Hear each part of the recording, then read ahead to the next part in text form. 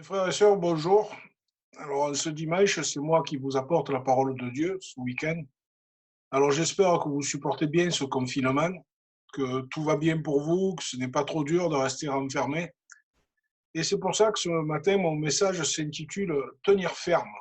Et pour illustrer ce message, on va lire un passage de la lettre aux Éphésiens. Alors, c'est dans Éphésiens 6, les versets 10 à 14. Au reste, fortifiez-vous dans le Seigneur et par sa force souveraine. Revêtez-vous de toutes les armes de Dieu, afin de pouvoir tenir ferme contre les manœuvres du diable. Car nous n'avons pas à lutter contre la chair et le sang, mais contre les principautés, contre les pouvoirs, contre les dominateurs des ténèbres d'ici-bas, contre les esprits du mal dans les lieux célestes. C'est pourquoi prenez toutes les armes de Dieu, afin de pouvoir résister dans le mauvais jour et tenir ferme après avoir tout surmonté. Tenez donc ferme. Donc l'épître de Paul aux Éphésiens, pour moi, c'est l'écrit terrestre le plus céleste. Alors évidemment, toute la Bible est un écrit terrestre qui est céleste. La Bible vient du ciel, mais Dieu a poussé les hommes sur la terre à l'écrire. Mais c'est vrai aussi que de dire que l'épître aux Éphésiens est vraiment un écrit extraordinaire. Dans son épître aux Éphésiens, l'apôtre Paul, inspiré de Dieu, nous brosse une fresque grandiose du plan de Dieu pour le salut de son peuple. Paul explique comment ce merveilleux plan s'accomplit dans la vie quotidienne de ceux qui ont le bonheur d'être en Jésus-Christ par la foi. Grâce à Dieu, les croyants dont nous faisons partie vivent une nouvelle existence. Alors, qu'a-t-elle de nouvelle cette existence? Eh bien, tout simplement, nous avons déménagé. Dieu nous a délivrés du pouvoir des ténèbres et nous a transportés dans le royaume de son Fils bien-aimé, en qui nous avons la rédemption et le pardon des péchés. Et ce n'est pas rien, c'est la délivrance la plus colossale qu'il soit. Nous avons changé de royaume, changé de famille, changé d'allégeance. Nous étions prisonniers du pouvoir des ténèbres et nous sommes désormais dans le royaume du Fils bien-aimé de Dieu, le royaume de lumière. Mais malgré cela, nous avons un ennemi qui est redoutable. Satan, le chef du pouvoir des ténèbres, n'a pas encore été jeté dans l'étang de feu et de soufre, où il sera tourmenté jour et nuit au siècle des siècles. On trouve ce passage dans Apocalypse 20 au verset 10. Donc il a bien été vaincu par Jésus à la croix, ça c'est certain, mais il n'a pas encore été jeté dans cet étang de feu. Donc la parole certaine et vraie du Seigneur nous assure que ce jugement vient bientôt. D'ici là, Satan n'est pas au chômage. Il se débat et il fait tout ce qu'il peut pour nous troubler et mettre la pagaille dans notre vie. Et nous le vivons en ce moment avec cette pandémie. La Bible dit qu'il rôde comme un lion rugissant, cherchant qui dévorer. Pour le Seigneur Jésus et les apôtres, Satan n'est pas un ennemi imaginaire. Croire que les apôtres ont enseigné. Regardez bien le verset 12 d'Éphésiens 6. Le Paul nous dit « Car nous n'avons pas à lutter contre la chair et le sang, mais contre les principautés, contre les pouvoirs, contre les dominateurs des ténèbres d'ici-bas, contre les esprits du mal dans les lieux célestes. » Donc nous ne luttons pas contre la chair et le sang, c'est-à-dire contre les êtres humains.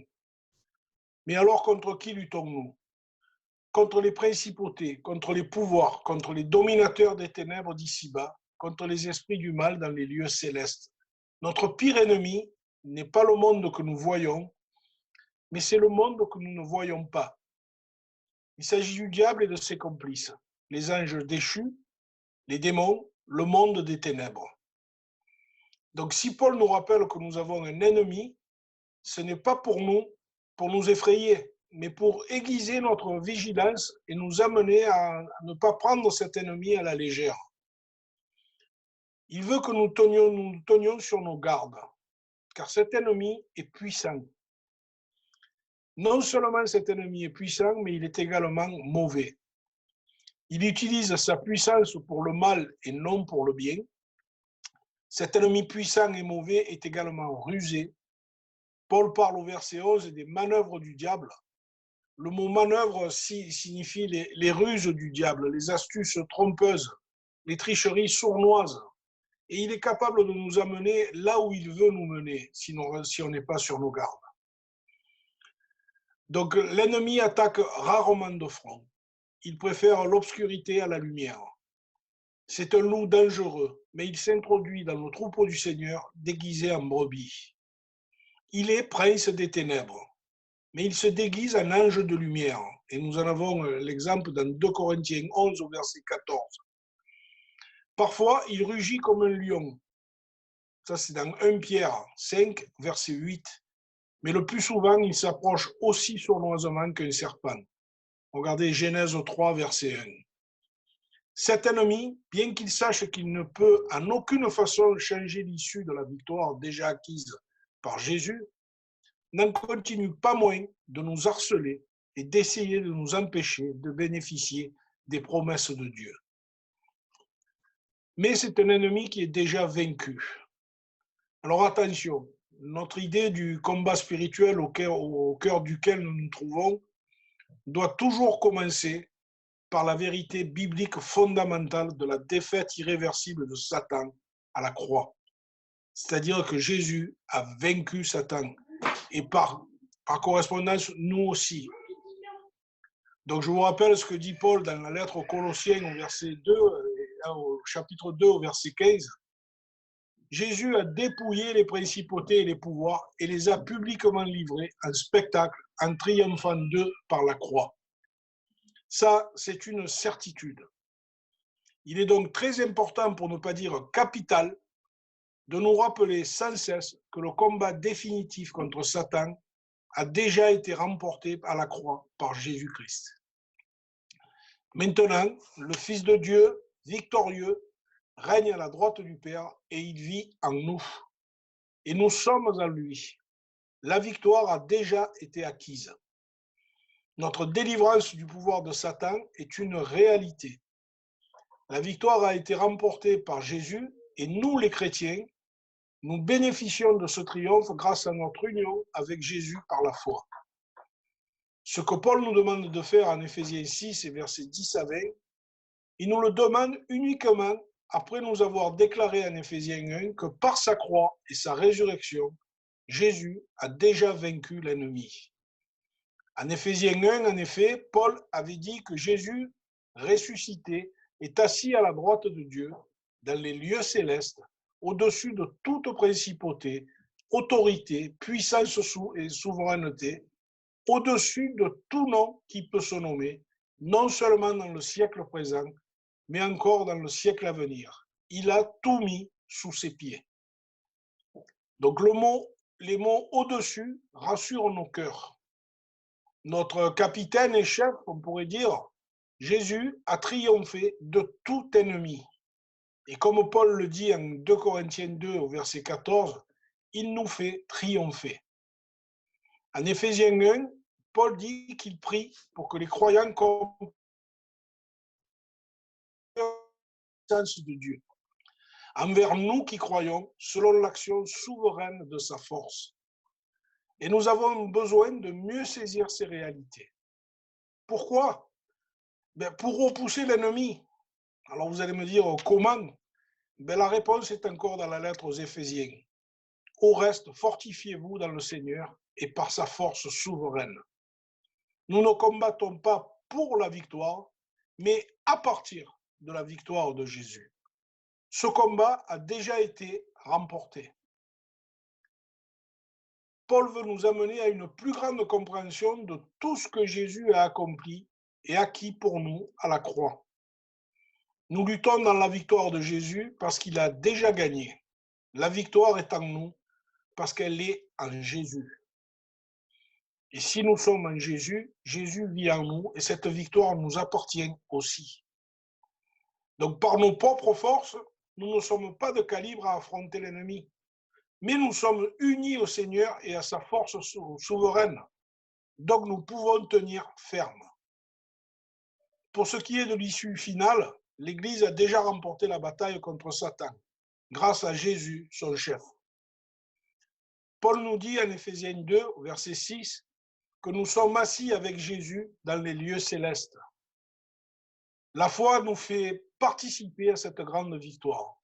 Dans la mesure où un chrétien se fortifie dans le Seigneur, sa victoire est garantie. Nous sommes dans une guerre terrible. Mais si nous nous fortifions dans le Seigneur, nous n'avons aucune raison d'avoir peur. Nous sommes au bénéfice de sa force toute puissante. Donc, fortifions-nous dans le Seigneur. Vous avez sans doute remarqué que l'idée clé qui se dégage des versets 10 à 14 est qu'il faut tenir ferme. Au verset 11, on nous dit « afin de pouvoir tenir ferme ». Au verset 13, « afin de pouvoir résister et tenir ferme ». Au verset 14, « tenez donc ferme ». Dans le langage militaire, tenir ferme signifie tenir une position critique en dépit des attaques. Le chrétien n'a pas de force en lui-même pour tenir ferme. Tout chrétien a besoin de force. Sinon, Paul ne lui dirait pas de se fortifier dans le Seigneur. La force est dans le Seigneur et pas ailleurs. Nous ne pouvons pas vaincre pour Dieu sans Dieu. Nous devons nous fortifier dans le Seigneur et par sa force souveraine, c'est seulement en Jésus que les chrétiens sont victorieux dans cette guerre spirituelle. Parce que c'est une guerre. La vie chrétienne n'est pas la dolce vita, la belle vie facile et confortable. Nous devons toujours mettre des choses en perspective, dans une perspective spirituelle, beaucoup plus large, et envisager pour notre propre vie et dans le cadre d'une lutte qui dépasse notre propre personne, la lutte entre Jésus-Christ et Satan. Notre vie est un des multiples champs de bataille d'une telle lutte gigantesque. Et il faut que nous en soyons bien conscients. Grâce à la victoire qui est en Jésus-Christ, nous pouvons espérer, en dépit des attaques dont nous pouvons être victimes, au-delà de ma personne, il existe un grand vainqueur qui entraîne à sa suite. Et c'est Jésus, le Fils de Dieu. L'horizon ultime de ma vie, c'est la vie éternelle, qui m'est promise dans le sillage de la résurrection de Jésus-Christ. Certains se disent peut-être c'est bien beau tout cela, mais ce n'est pas ce que je vis. Et c'est vrai que des fois, on ne vit pas cette réalité. Je sens que je ne suis pas capable de résister aux tentations du diable. Je tombe souvent. Je me suis promis de ne plus tomber, j'ai pris des résolutions et je tombe encore. Le diable a le dessus sur moi. Je ne sens pas que cette puissance de résurrection est pour moi. Le diable travaille fort pour nous faire croire qu'il est le plus fort, mais il ment. Vous devez arrêter d'avaler ces mensonges comme de l'eau. Vous devez arrêter de surestimer et de sous-estimer la grandeur surabondante et l'action souveraine de la force de Dieu. Nous devons nous redire sans cesse, fortifiez-vous dans le Seigneur et par sa force souveraine. Ayons confiance dans la force souveraine de Dieu. On ne peut pas résister, ment et cherche à nous détruire. Ne le croyez pas. La grande puissance incomparable de Dieu, dramatiquement démontrée par la résurrection de Jésus, et pour nous qui croyons, il n'y a pas de grands hommes de Dieu, mais il y a des hommes qui connaissent le grand Dieu, qui se confient en lui et qui se confient en lui. Paul dit en Éphésiens 3 au verset 20 que par sa puissance, Dieu peut faire infiniment au-delà de tout ce que nous demandons ou pensons. Infiniment au-delà. Donc certains se demandent pourquoi la bataille fait-elle encore rage? Si la résurrection de Jésus a tellement anéanti le pouvoir du diable sur nos vies, alors pourquoi ce combat continue-t-il? Si nous avons vraiment été délivrés du royaume de Satan, alors pourquoi son emprise semble-t-elle encore si réelle? Et pourquoi si peu d'enfants de Dieu semblent vivre une vie chrétienne qui est victorieuse? Donc j'ai trouvé une petite illustration qui peut ici nous aider, même si, comme toute illustration, elle n'est pas parfaite. Alors, je vais vous demander d'imaginer un homme jeté en prison. Une lourde porte se referme et dans la froide humidité de son cachot, le pauvre homme perd bientôt tout espoir de retrouver sa liberté. Jour après jour, il entend Lolo Geôlier s'approcher de sa cellule, agiter les clés, lui donner sans lui dire un mot du pain et de l'eau et repartir en claquant la porte. Cela dure 20 ans. Un beau jour, fou de rage et de désespoir, le prisonnier secoue la porte de toutes ses forces. Et là, surprise, la porte s'ouvre. Elle n'était pas fermée à clé comme il le pensait. Les clés que le geôlier agitait chaque jour n'étaient pas destinées à sa porte. Sans bruit, le prisonnier avance à pas feutrés dans le couloir. Il descend un escalier, il retient son souffle, il voit deux gardiens qui bavardent et ne font aucunement attention à lui. Il traverse la cour sans susciter la moindre réaction des sentinelles. Il est libre. Il est resté 20 ans dans une cellule sans clé. Il aurait pu en sortir à n'importe quel moment. Ce n'était pas ni la pierre ni le fer qui l'avait retenu, mais ses propres fausses pensées. Croyant qu'il était prisonnier alors qu'il était libre, il est resté 20 ans dans son cachot. Parfois, nous nous comportons comme cet homme. Nous sommes libres grâce à Jésus, mais nous continuons de vivre comme si nous étions prisonniers du diable. La Bible nous certifie que par sa mort et sa résurrection, Jésus nous a totalement affranchis du pouvoir de Satan. Jésus nous a délivrés de l'ennemi qui nous retenait captifs. On dirait parfois que nous ignorons cette glorieuse vérité. En tout cas, c'est que nous ne sommes pas assez conscients ou que nous n'en profitions pas assez. C'est pour cette raison que l'apôtre Paul dit en Éphésiens 1 qu'il ne cesse de prier pour les croyants, pour que les croyants sachent quelle est la grandeur surabondante de la puissance de Dieu envers nous qui croyons, selon l'action souveraine de sa force.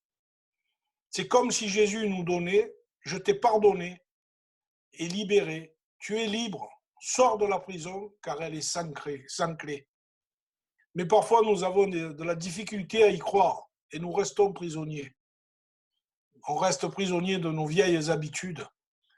Nous continuons à regarder notre vie passée, à nos faiblesses, à nos échecs, à nos peurs, à nos péchés aussi, tout en nourrissant notre vieille mentalité de prisonnier. Le désir du diable est de nous garder dans une prison imaginaire. Satan sait très bien qu'il est vaincu, mais il ne veut pas que nous le sachions. Écoutez bien ce que l'apôtre Paul écrit à Timothée à la fin de sa vie. Paul dit à Timothée, « Quant à moi, le moment de dire adieu à ce monde est arrivé. J'ai combattu le bon combat. Je suis allé jusqu'au bout de la course. J'ai gardé la foi. » Le diable ne veut pas entendre ces mots. J'ai gardé.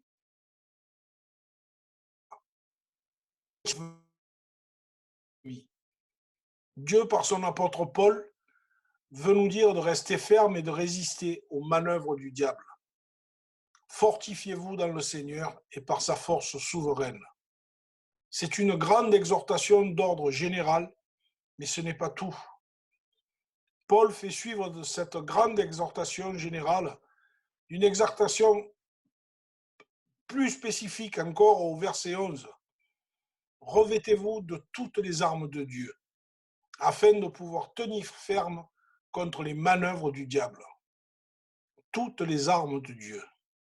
Je ne doute pas que vous connaissiez toutes les armes de Dieu. On pourra y revenir dans de prochaines prédications. Mais Dieu nous a donné de quoi résister au diable. Alors retenons que nous sommes appelés à tenir ferme et à résister au diable. Et pour y arriver, nous devons nous fortifier dans le Seigneur et dans sa force souveraine. Amen. On va prier, mes frères et sœurs. Seigneur Jésus, nous nous voulons te prier ce matin, te remercier pour ta parole, Seigneur, qui est si édifiante, Seigneur. Merci pour cette parole que tu nous as laissée, pour nous encourager, Seigneur, à lutter, comme tu nous le demandes, contre le diable, Seigneur. Merci pour ce que tu fais dans nos vies, ce que tu vas encore faire, Seigneur.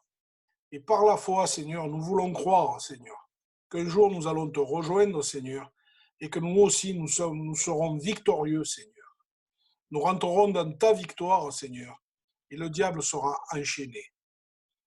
Merci, Jésus, pour ces promesses que tu nous as données.